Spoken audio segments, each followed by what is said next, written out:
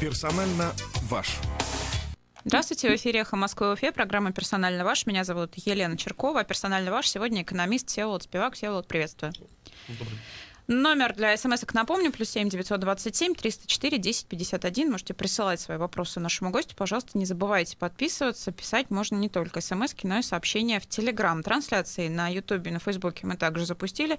Нас там можно смотреть. Давайте начнем, наверное, с инвестиций, раз уж это тема, практически тема номер один сейчас, привлечение инвестиций в республику. В чем вообще проблема? Почему у нас, как говорят, очень плохо с инвесторами и с инвестициями сейчас? В Башкирии потенциально, наверное, может быть привлекательные для инвестиций, и, соответственно, низкий уровень инвестиций я бы объяснил не жесткими факторами, да, то есть там наличие ресурсов, наличие рабочей силы, а, наверное, отношения власти с инвесторами.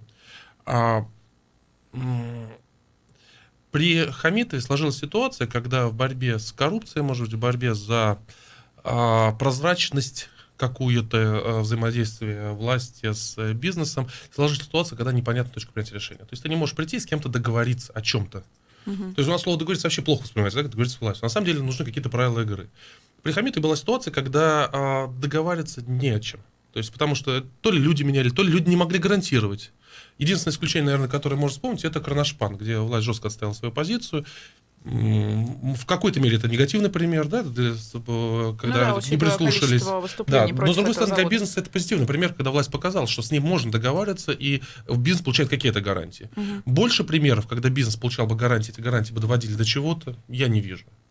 И это, естественно, как бы, даже коррупция лучше в этой ситуации, чем непонимание, с кем договариваться. Коррупция для бизнеса, по большому счету, это некая статья затрат.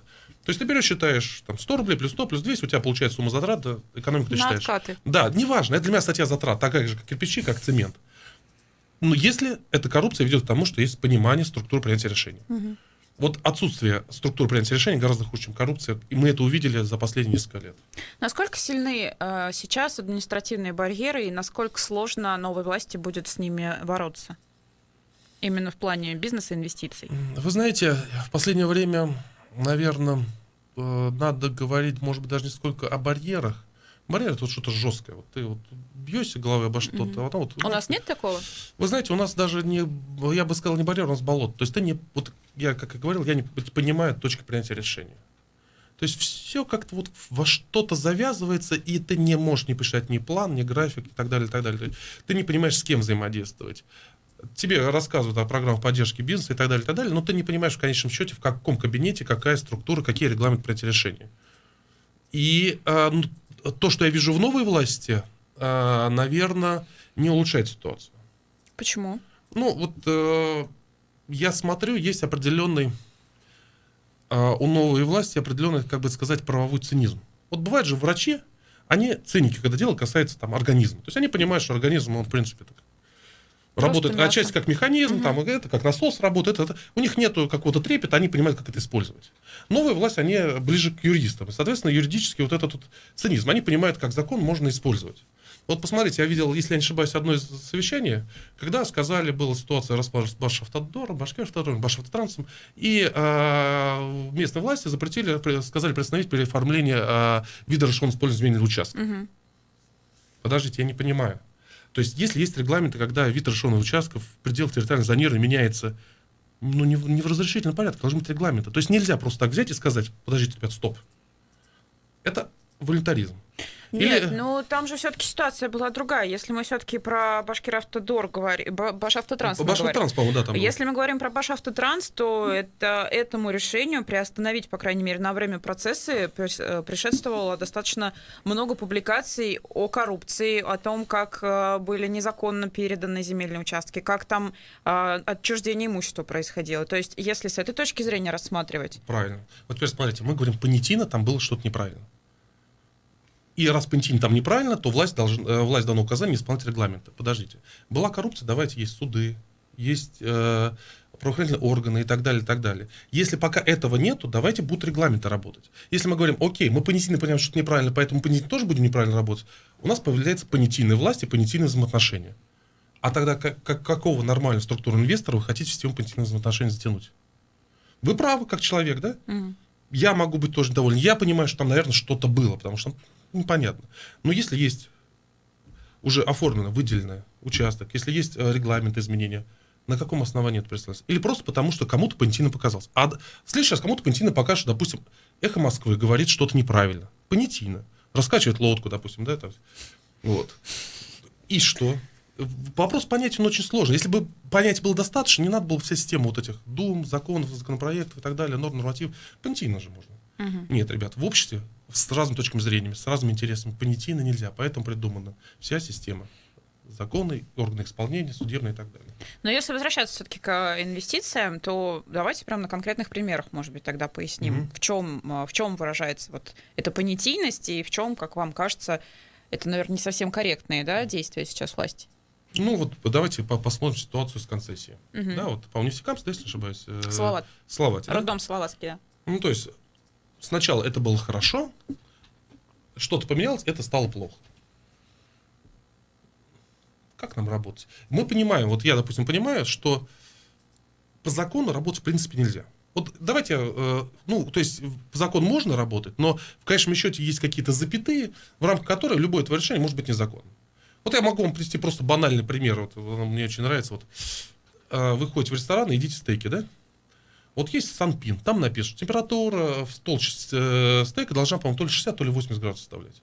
То есть и признаком готовности является серый цвет мяса и так далее, и так далее. То есть, в принципе, ни один стейк, за исключением Валдана, он незаконен, он противоречит Санпинам и так далее. Все ходят, депутаты ходят, я уверен, что сотрудники Роспотребнадзора ходят, они все видят этот срез, они читают все эти Санпины, но мы это все едим. Могу привести другие, более интересные примеры, допустим, есть охранная зона аэропорта.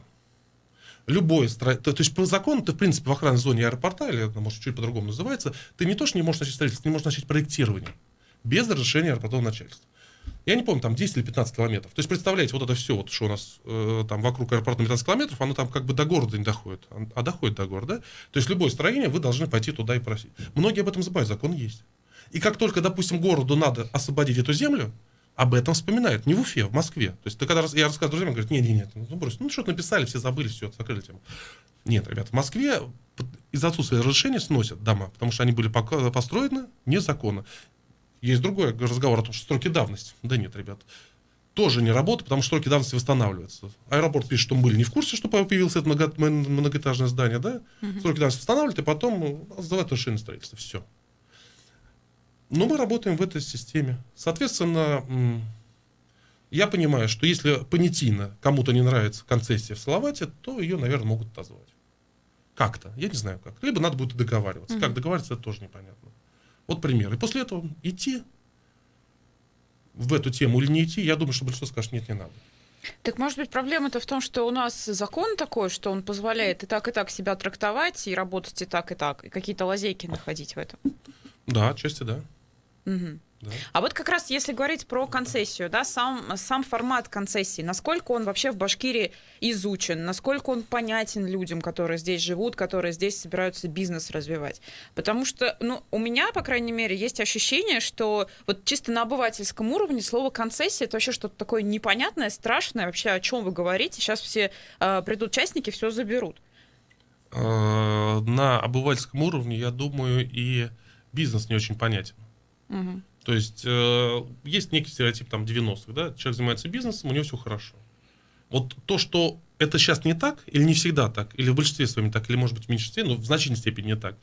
Вот это понимание нет ни в налоговой, ни у обычных людей. Они думают, что все осталось как там 30 лет назад. Угу. Естественно, концессия тоже для них дико звучит. Для налоговой тоже. Ну, не знаю, как для налоговой, то есть как бы в концессии я не изучал, но сам по себе это нормальный рабочий инструмент. И то, что я мог слышать из средств массовой информации, переводить это с языка обывать, ну вот с языка, не знаю, там, журналиста, может быть, некую бизнес-систему, ну, в принципе, там есть логика. То есть надо учить конкретные цифры и так далее, но вот огульно ругать я бы не стал точно, потому что сама схема, она рабочая. Угу. Если возвращаться все-таки к инвестициям, как, на ваш взгляд, нужно решать эту проблему? Достаточно ли тех усилий, тех мер, которые сейчас предпринимает тот же Ради Хабиров, устраивая инвест-часы в правительстве, там, в ручном режиме, фактически разбирая проблемы инвесторов, которые, возможно, хотят прийти в республику? Видите, так Как? решить?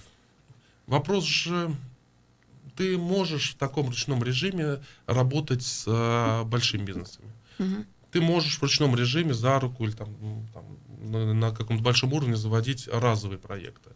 А для того, чтобы бизнес стал драйвером, особенно малый, средний бизнес, должна быть создана среда. Это, я говорю, это и стабильность законов, стабильность применения этих законов, практики правоприменения, стабильность отношений.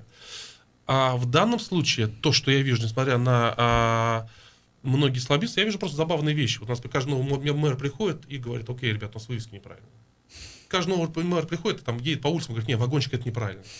Ну, правильно, неправильно, ну, я не знаю, вот, допустим, ну, кому-то малейший нравится черный квадрат, я его не понимаю.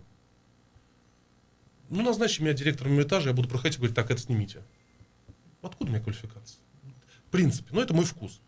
Я готов допустить, что не всем нравится, там, допустим, Deep Purple, Metallica, да, кому-то там рэп не нравится, то есть, ну, нет, у нас каждый Ну, это мэр... музыка, а это деньги. Да, это я понимаю, что деньги. Теперь смотрите, что такое вывеска, да, что такое вагончик. То есть вывеска стоит 100-200 тысяч рублей. Тебе нужно начать бизнес. Вот для того, чтобы был большой бизнес, не просто его куда-то затаскиваешь там 5 часов в год, а чтобы он здесь генерировался. Для этого нужно, чтобы вот вы, там, не знаю, там, студент там, 4-го курса начал бизнес. А если он вывеску будет 200 тысяч рублей вкладывать, ну откуда он это будет делать? Ему надо вывеску вложить 200 тысяч, ему нужно вложить кассовые аппараты сейчас купить. Нет, ребята, в результате планктон не появляется. Киты, они же планктон едят, и самый крупный млекопитающий, да, в результате? А нет планктона. Я ездил, допустим, в Корею, в Китай, страны, которые активно развиваются. Вот у них ты идешь по улицам в центре города, иногда ужасное впечатление от того, что непонятные скрутки, какие-то непонятные вывески, как-то все это выставлено. И тебе даже хочется эмоционально, визуально, эстетически тебе здесь лучше. Но они дают возможность вот на этих скрутках электрических, на этих вот, в том числе антисанитарии, они позволяют откуда-то браться людям, которые хотят что-то делать, и позволяют им заработать какие-то деньги. Мгм. И потом это превращается уже в Samsung, в Alibaba и так далее, и так далее. То есть это же тоже, это процесс вероятности, сколько будет предпринимателей. Посеял 1 миллион предпринимателей, из них 100 тысяч стало. Средним бизнесом там 1000 крупным. А если посеял 1000, ну, наверное, у тебя из 1000 там 100 человек стало средними и там 1 человек крупным. У нас не дают возможности. То есть нет возможности именно для малого бизнеса, для среднего? Есть, но порог входа стал для многих запретительным. Когда говорят, что у нас не хватает инвесторов, что нам нужны новые инвесторы, все-таки вот правительство, да, на этом уровне остановимся, они имеют в виду скорее крупные компании, которые придут откуда-то извне и начнут у нас что-то свое делать, или вот такой вот малый бизнес, который может в итоге приносить в экономику какие-то деньги? Малый бизнес, это для большинства из них это очень, так, знаете, абстрактная вещь, о которой они любят поговорить. Абстрактно. Угу. Но конкретно не хотят ничего делать и постоянно с него что-то требуют. То есть малый бизнес должен убрать на улицах, малый бизнес должен платить зарплату, малый бизнес должен платить там, пособие по беременности, вместо того, чтобы государство должно платить, а потом оно возмещает. Малый бизнес должен стоять кассы, но мы за малый бизнес. Не, ребят, если вы вот это все, пожарные, вот эти все требования, то малому бизнесу тяжело. Они не вот важно то, что люди, которые сидят, у нас же много там, я не знаю, людей, которые очень абстрактно представляют, что такое вот работа вот в поле. И для них поставили кассу. Ерунда, 14 тысяч рублей заплатили, все кассы. Они еще получили вычет налоговый за эту кассу. 14 тысяч рублей, еще с вычетом. Надо еще на эту кассу поставить фискальную память. Это сейчас так называется, да? Нужно платить оператору фискальных данных, нужно подключить интернет, нужно обслуживать. И в результате, помимо того, что ты ставишь кассу за 15 тысяч, ты еще 15-25 тысяч в год отдаешь за это обслуживание каждый месяц. И это тоже ерунда на самом деле. Вот этих здесь 1000, здесь 1000, здесь 1000. В результате накапливается так, что а их же десятки этих направлений. Ты должен купить корточку пожарную. Купить это я грубо говорю, да, ты должен заплатить, там на 2 дня кого-то послать, а может быть никого не послать, может быть прийти забрать, это условно говоря, но тем не менее ты должен потратить деньги, да, ты должен получить там, торгуя семечками, условно говоря, получить там с кем-то поставить договор, все. И вот это каждый раз грузится. Поэтому они не И второй момент, мы как-то раз беседовали с этим чиновником, и он обсуждали мелкий бизнес, и он очень честно сказал: ты знаешь, говорит, у меня это очень маленькая часть моих доходов, она мне не интересна. Мы лучше один раз договоримся с кем-то крупным и не будем этой заниматься. Вопрос другой у меня в последнее время возникает. Я очень не люблю конспирологические теории, насколько малый бизнес специально его душит, потому что малый бизнес — это люди, которые готовы защищать свои позиции, в том числе и с некой протестной активностью. Там, вот, власти удобнее работать с учителями-врачами и с бюджетниками, в общем, в целом. Которые не будут за свои права выступать. Ну, которые могут дома поговорить, но которые рычагов воздействия на которые намного больше. Ну, то есть я понимаю правильно, наверное, вас, да, что власти больше интересны именно крупные игроки. Вот эти самые крупные киты, которые придут и сразу принесут много. Да, да. А насколько им легко, насколько им интересно приходить в Башкирию? Для них есть условия? Мы об этом говорили, о том, что когда правила игры меняются, непонятно, с кем договариваться. То есть как раз вот эта ситуация возникает? Да. То есть, если понятно, если ты можешь прийти, позвонить главе региона, ну, наверное, здорово, можно работать. Конечно, у нас есть достаточно низкооплачиваемый квалифицированный персонал, ну, относительно низкооплачиваемый. У нас есть, на самом деле, природный ресурс. У нас много чего есть, пока еще. Оно, может быть, где-то деградирует система образования, деградирует инфраструктура какая-то, но она еще есть. То есть потенциально, мне кажется, что с точки зрения логистики, производства, это интересная территория. А вот эта проблема, когда не с кем договориться, она изначально, вот корень проблемы в чем? В том, что власти на своем уровне не понимают, как это должно работать. То есть нет у них понимания, кто за что отвечает. Нету два аспекта. Это отсутствие стабильной законодательной базы и применительной практики. Это исходит из как раз вы говорите, понятийного. Сказали, там приостановили участков, окей, нормально. Власть также думает. Они на самом деле же они берутся, вот мы с ними где-то вместе учимся, где-то растем. Они так, во многом там на 80% такие же. Вот вы сейчас увидели ситуацию, и вы говорите, окей, это нормально. Потому что вам так кажется, им тоже так кажется, в каких-то других ситуациях. И вот это нам кажется, начинает расходиться где-то по мере вот увеличения высоты. С расстояния же расходится, если ты... Вот, соответственно, это раз проблема. Вторая проблема — это, наверное, усиление борьбы с коррупцией, которая имеет негативное воздействие на экономику в связи с тем, что ты потеряешь точку принятия решений. Вообще, на самом деле, коррупция хорошо или плохо — это вопрос тоже относительный, кстати, по большому счету. То есть вот то, как это было реализовано при смене Рахимова на Хамитова, это привело к деградации инвестиций. Потому что при Рахиме, да и коррупция у нас была немножко другая, чем в Москве, кстати. То есть у нас коррупция не была такая, что ты вот обязательно там чемоданом куда-то ходишь, с кем договариваешься. В башкирской коррупции она была коррупция отношений. И обязательств взаимных. То есть она не всегда выходила вот это коррупция или не коррупция. Вопрос интересный, да?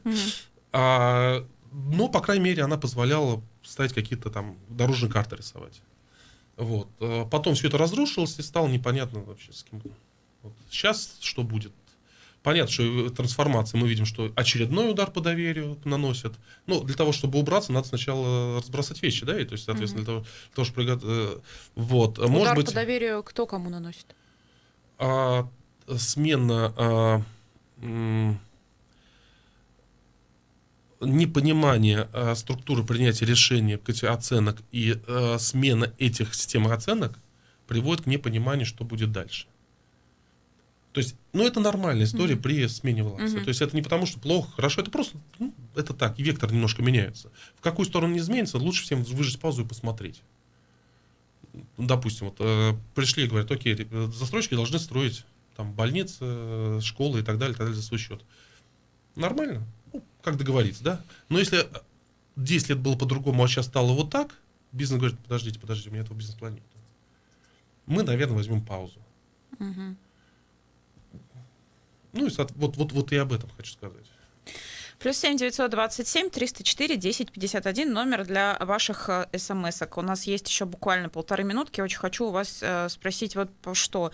Ради Хабиров недавно заявил, что за 3 месяца в Башкирию пришли 60 миллиардов рублей инвестиций. Прежде всего, насколько это вообще реальная цифра для 3 месяцев? Эта цифра небольшая. Вопрос, как считали, я, честно говоря, не могу оценить эту цифру. Пришли они, не пришли, либо это новые инвестиции, либо это были старые потоки, либо это не совсем инвестиции, а возврат того, что было. Я не могу это комментировать. Цифра сама по себе не очень большая, нормально, рабочая. То есть это такой средний показатель по больнице? Мне кажется, достаточно средний. Она, в общем-то, здесь... Если он за 3 месяца умел поехать договориться о том, что вот с его приходом. Но мне, честно говоря, трудно себе представить, что за 3 месяца какие-то компании принимают решение там, о $1 миллиард вложений. Ты же не успеешь ни бизнес-план разобрать, ничего. То есть,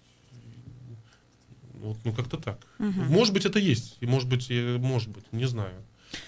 Тут нам смс-ка пришла от слушателя, спрашивают, в какую сторону деньги, видимо, заносить надо. Такой риторический вопрос. Я напомню, что в гостях у нас сегодня экономист Всеволод Спивак, +7 927 304 10 51, номер для ваших смс-сообщений. Мы сейчас прервемся на новости, после чего вернемся и продолжим. Присылайте нам свои вопросы.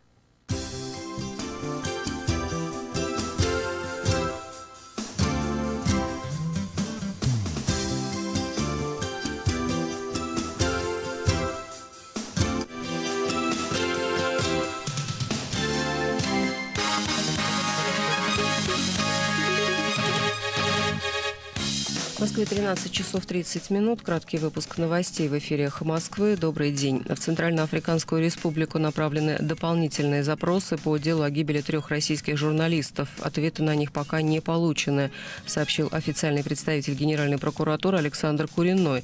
По его словам, расследование продолжается. В конце июля прошлого года в Африке погибла съемочная группа Архана Джемаля. Следственный комитет возбудил уголовное дело об убийстве. По мнению СК, журналисты были убиты с целью ограбления. В Центральноафриканской республике журналисты снимали документальный фильм о ЧВК Вагнера.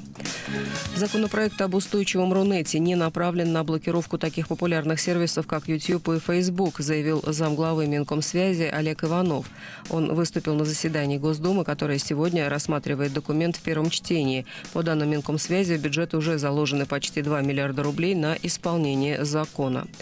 Фракция ЛДПР не поддержит законопроект о суверенном Рунете и будет голосовать против, пообещал лидер партии Владимир Жириновский. Он напомнил, что один из авторов законопроекта депутат от ЛДПР Андрей Луговой.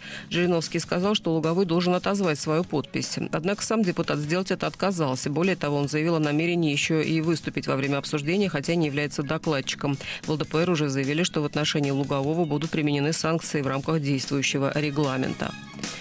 Мещанский суд Москвы, как ожидается, на следующей неделе примет решение о том, где будет проходить новая финансовая экспертиза по делу 7-й студии. Для изучения материалов, предоставленных сторонами, объявляется перерыв до 21 февраля, сообщила судья Ирина Акуратова.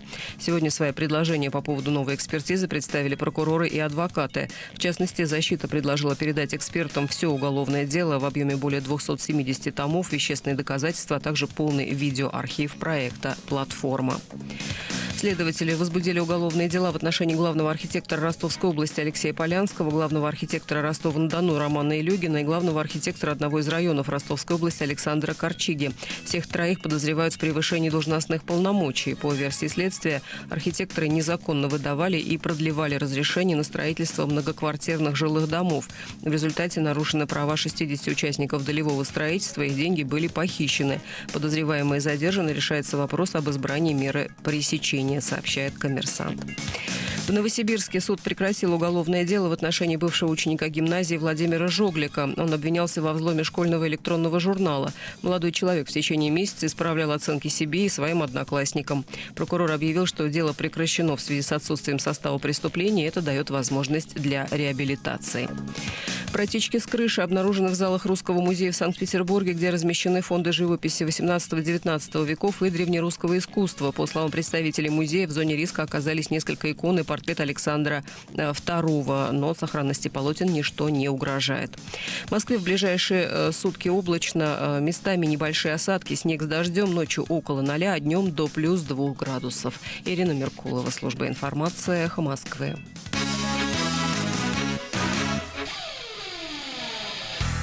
Такого буфе еще не было. Функциональный тренинг e-cycle, клубный звук и свет, датчики активности и продвинутые тренеры. Мы позаботились обо всем. Вам нужно позаботиться только о собственном теле. GetBet. Фитнес-студия нового формата. Узнай больше и получи 2 бесплатные тренировки на getbet.ru. 18+. 13 февраля в 19 часов в гостинице «Уралтау» на Гоголя 72 пройдут 5-е дилетантские чтения в Уфе с политиком Евгением Ройзманом и заместителем главного редактора «Эхо Москвы» Максимом Курниковым. Тема чтений – Александр Македонский, «Кумир» или «Супостат». Приобретение билетов на сайте кассы.ру или в кассах города. Подробности по телефону 299 02 99. Количество билетов ограничено. Информационный партнер profu.ru 12+. Благотворительный фонд «Изгелек» обращается к неравнодушным слушателям «Эхо Москвы» в Уфе. 4 года назад Яна Ямалединова из Уфы сломала позвоночник, упав с большой высоты. Сейчас девушка борется за шанс снова встать на ноги и проходит усиленную реабилитацию. Стоимость курса лечения для Яны – почти 100 тысяч рублей. Помочь просто. Пришлите СМС на номер 3443 с текстом «Изгелек пробел сумма пожертвования». Сумма может быть любой. Спасибо за помощь. Более подробную информацию вы можете найти на сайте благотворительного фонда «Изгелек». Телефон рекламной службы «Эхо Москвы» в Уфе 216 35 99. Будет реклама, будет и эхо. На то мы и партнеры. «Эхо Москвы» в Уфе и общественная организация «Берзямлек» представляют рубрику «Говорим по-башкирски». Техника. Құралма. Трофейная техника. Құмартқы, құралма. Трофейная техника. Құмартқы, құралма.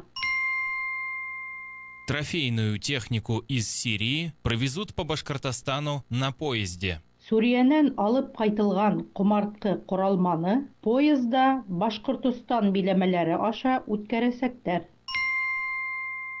Трофейную технику из Сирии провезут по Башкортостану на поезде. Сүриянен алып қайтылған құмартқы құралманы поезда Башқұртстан биләмәләре аша үткәрәсәктәр. «Эхо Москвы» в Уфе и общественная организация «Берзямлек» представляют рубрику «Говорим по-башкирски».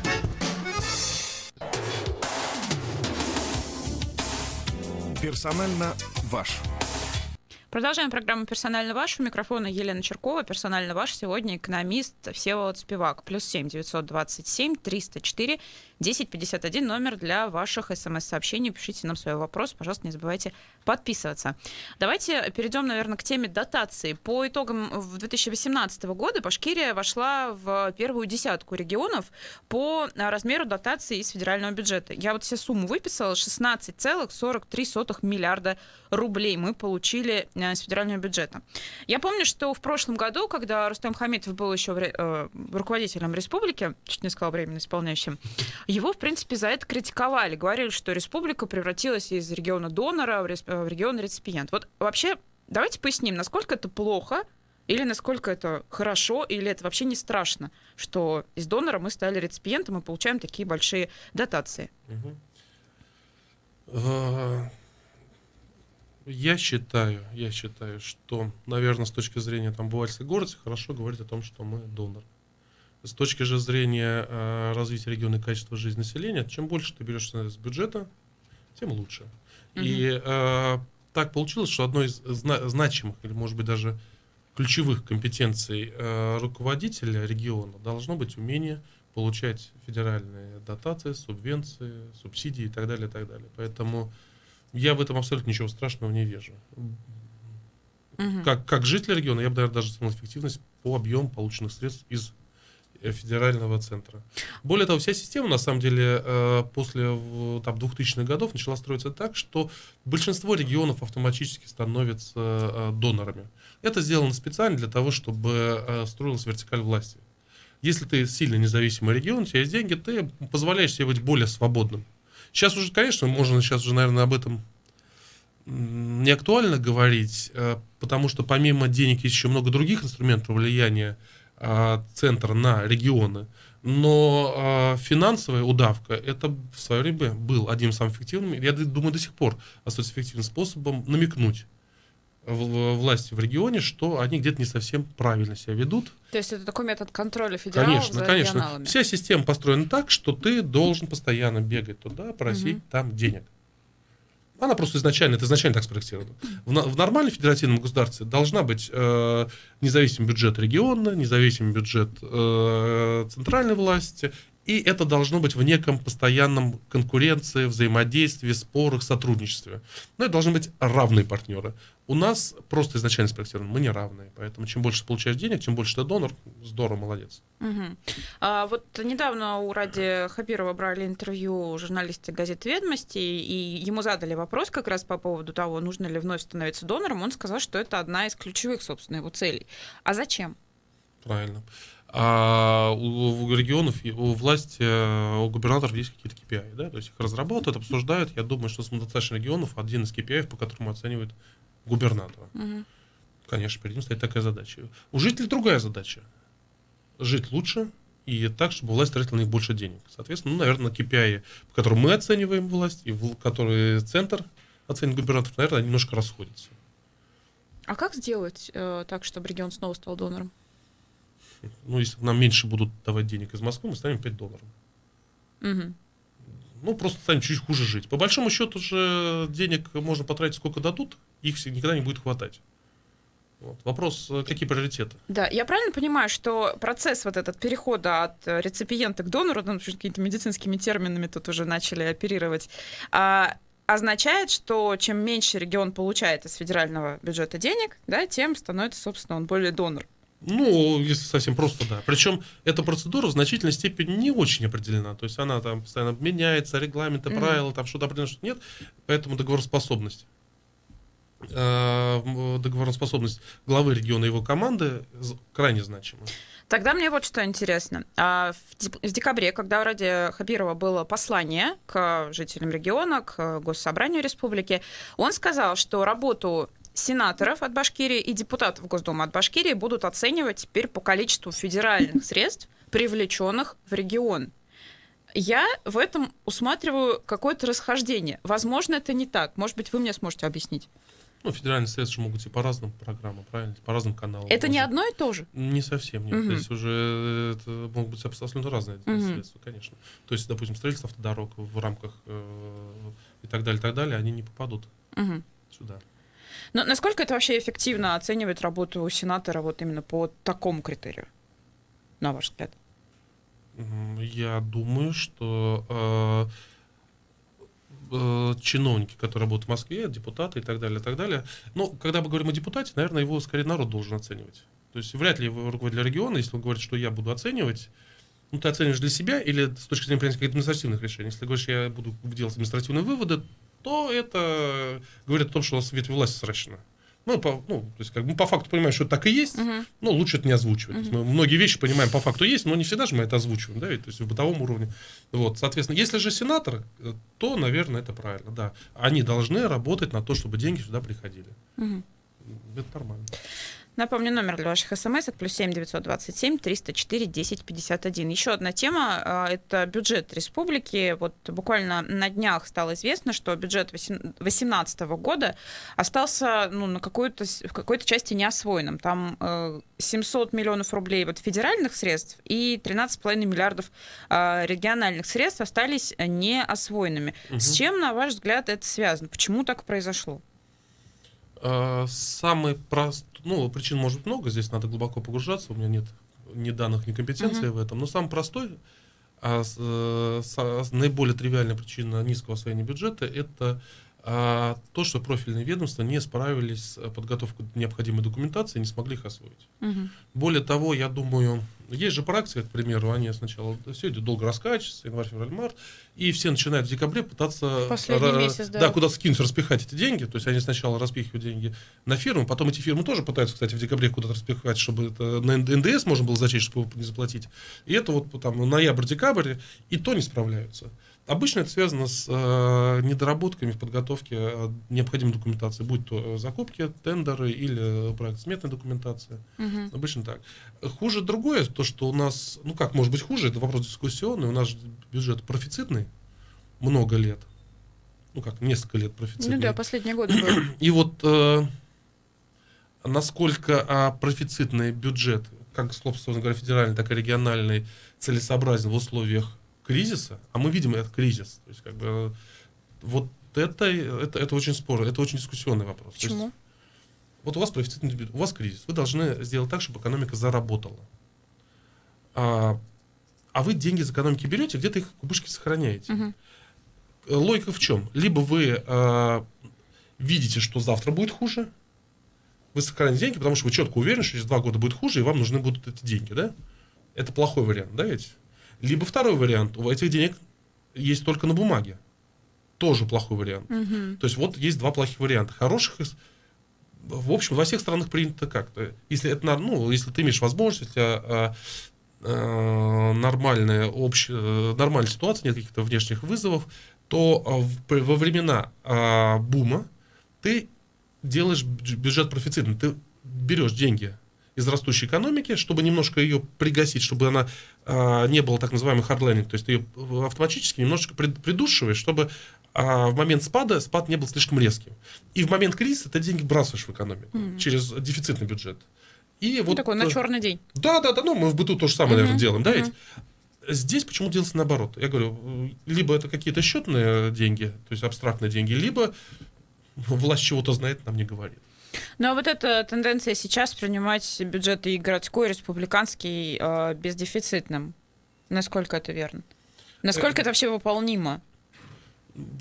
Можем не повышать зарплату учителям, врачам, бюджетникам, можно не ремонтировать больницы, то есть это выполнимо, то есть можно вообще, в принципе, денег не тратить. Угу. Конечно, выполнимо. Вопрос, насколько целесообразно. Насколько это целесообразно? Если бы у нас был экономический подъем, допустим, в 2007 году я бы сказал, что давайте делать бюджет бездефицитным, профицитным, давайте копить деньги, потому что был, по-моему, в то время рост уже превышающий инфраструктурные возможности экономики. Его надо было вот как раз немножко в то время поддушивать, чтобы не было кризиса. Копить подушку. Собственно говоря, Кудрин, которого очень многие не любят, вот этим и занимался. И молодец, потому что вот его подушка потом пригодилась. Но в условиях кризиса государство должно, наоборот, стимулировать активности. Угу. Оно продолжает дальше вытаскивать деньги. И непонятно, куда оно? Цель-то, собственно говоря, это у нас на обывательском уровне. Ты сохранил деньги, положил на счет, скопил на черный день, это деньги для тебя. А государство деньги для граждан. То есть, помните, как говорил Маргарет Тэтчер, никаких государственных денег, есть только деньги налогоплательщиков. Им сейчас тяжело, мне кажется, что дефицитный бюджет сейчас не сам правильный. Вы анализировали вообще бюджет на 2019 год, который принят в республике? Я посмотрел, да. Как он вам? Насколько он правильно сверстан? Есть ли какие-то претензии, замечания у вас к нему, вот именно как у экономиста? Я бы не стал его обсуждать так поверхностно. Ну, все-таки. Давайте по основным показателям хотя бы пройдемся.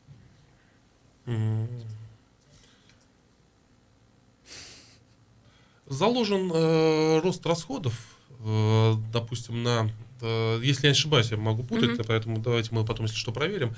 Допустим, меня удивляет, когда расходы на, допустим, госвласть, на первое лицо государства превышают темп инфляции. Почему? То есть, когда мы индексируем пенсии, мы индексируем по инфляции. Когда мы индексируем расходы в судебную систему и все остальное, мы почему-то превышаем темп инфляции. Я понимаю, почему это. Потому что темп инфляции, на самом деле, у нас какие-то они очень странные. То есть, может быть, если ты считаешь цену картошки, может быть, так и есть, допустим, каких-то продуктов. Но когда ты берешь более широкий комплекс товаров и ассортиментов, услуг, то инфляция выше значительно. Но вот это расхождение между, когда бюджетникам говорят, нет, ребят, вот инфляция там 3%, но при этом наши расходы будут расти опережающими темпами, оно немножко забавляет. В принципе, с этим ничего не поделаешь. Наверное, можешь что-то поделать, но уже настолько это стало привычно, что это заставляет только улыбаться. А насколько вообще разнится реальная инфляция от той, которую нам официально объявляют? А видите, слово реальная инфляция, оно... Или это вообще не очень корректный термин? Наверное, да. Что такое реальная инфляция? Это инфляция. Мы же все потребляем разный набор товаров и услуг. То есть, если мы говорим о базовой корзине, то я допускаю, что она реальна. То есть я могу допустить, что Госкомстат врет, а могу допустить, что они правы. Вопрос в том, что они берут базовую корзину. А если мы берем корзину тех, кто, допустим, живет, зарабатывает здесь и отдыхает, живет там в других странах, то у них все очень четко привязано к курсу доллара, допустим, и товары, и потребление, допустим. Вот, соответственно, реальная инфляция для каждого немножко своя. Я думаю, что для обычного статистического человека там, с доходами средний плюс, там, средний чуть минус, инфляция больше.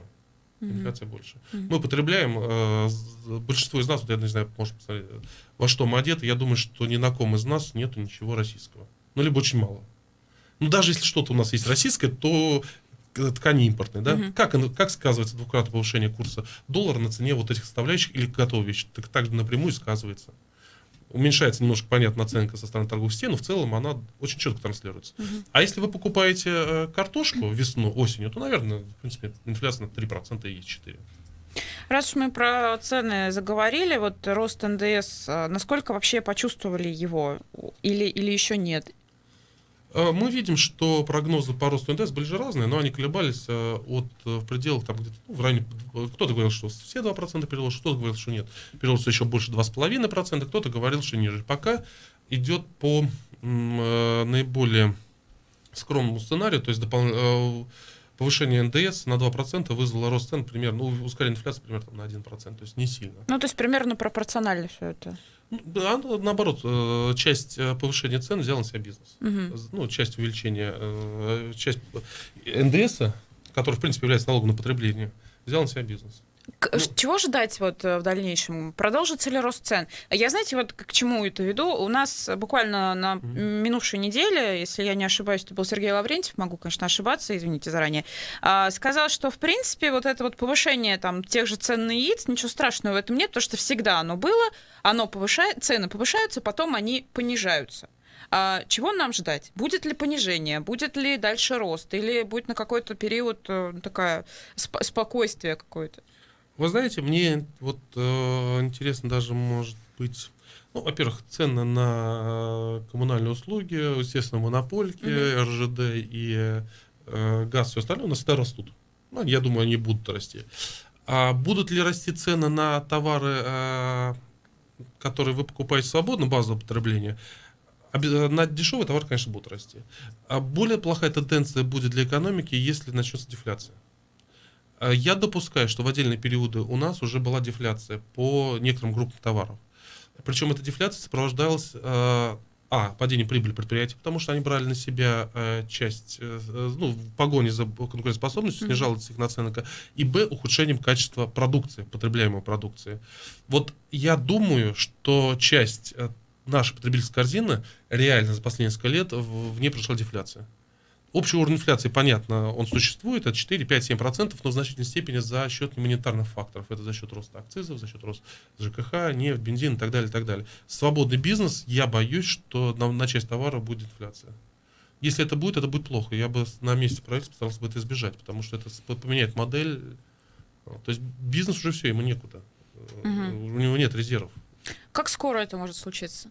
Я думаю, что... О каких сроках идет речь? Я думаю, что сейчас частично это уже идет. Средние чеки по некоторым группам товаров падают. Это означает, что люди покупают более дешевые вещи, и что цены на эти вещи снижаются. Вот. Это парадоксально, но если мы сравниваем, допустим, средние чеки... Но опять-таки, группы товаров я вот сравнивал недавно по вещам, по кожгалантерее, то, допустим, с 2013-2014 года по 2018 средний чек упал, несмотря на двукратный рост курса доллара. Это означает переход на низкокачественные товары и потеря прибыли предприятия.